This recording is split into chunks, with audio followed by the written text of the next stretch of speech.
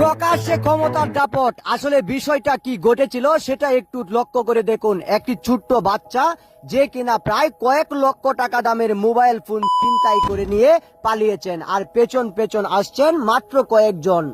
কিন্তু এই মাত্র কয়েকজনের ভিতরে রয়েছে অনেক কিছু নিয়ে ছেলেটাকে দাওয়া পাল্টা দাওয়া দিচ্ছিলেন, কিন্তু বুদ্ধির কাছে যেন সবই হার মেনে যায়। মুরব্বী এক চাচার কাছে যখন সাহায্য চাইলেন, ঠিক চাচার বুদ্ধিটাও সেরা ছিল, কারণ তাকে বনের নিচে লুকিয়েছেন। আসলে কেউ টেরও পায়নি যে এই বনেই রয়েছে সেই ছেলেটা। আর এখানে কে কত লক্ষ টাকা দামের মালিক সেটাই এখন জানার বিষয়। ছেলেটা ছিল লক্ষ টাকার মালিক। সব যখন মুরব্বীর কাছে দিয়েছেন, এখন মুরব্বী হচ্ছে সেটার নাটের গুরু। পরিস্থিতি যেমনই হোক, পেছনে পেছনে কে আসছেন সেটা একটু জানার বিষয় ছিল আমাদের। আসলে ছেলেটা যখন এই জায়গায় লুকিয়েছেন, তার কাছে রয়েছিল মোবাইল ফোন, আর সেখান থেকে তার বড় ভাইকে ফোন দিয়েছেন। আসলে সে এখন বিপদের সম্মুখীন। আর বড় ভাই হচ্ছে এমনই, আসলে সব ঘটনাই যেন তার ইশারাতেই ঘটে। আসলে এমন ঘটনা এখন আমাদের সমাজেও ঘটছে। বাপ মা কিংবা ভাই লেলিয়ে দিচ্ছেন ছিনতাই কিংবা চুরির খাতায়, যেখানে মাত্র কয়েক সেকেন্ডে কয়েক লক্ষ টাকার মালিক বনে যান।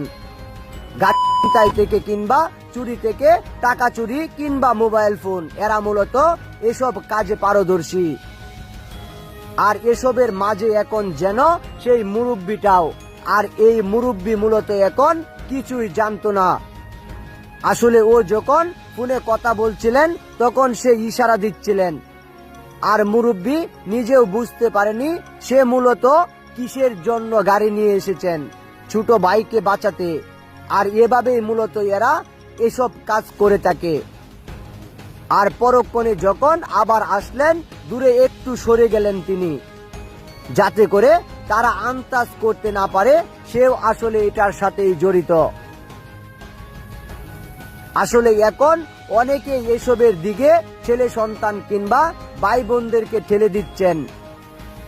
আসলে যেখানে ছেলেটার পড়াশোনা করার কথা ছিল সেখানে করছে চুরি, তাহলে এই সমাজ কোন দিকে যাচ্ছে? আর এভাবে যদি চলতে থাকে তাহলে আপনার সন্তান কিংবা আপনার ভাই একদিন এসবের খাতা থেকে নাম মুছে উঠবে, হয়ে যাবে সব থেকে বড় চোর।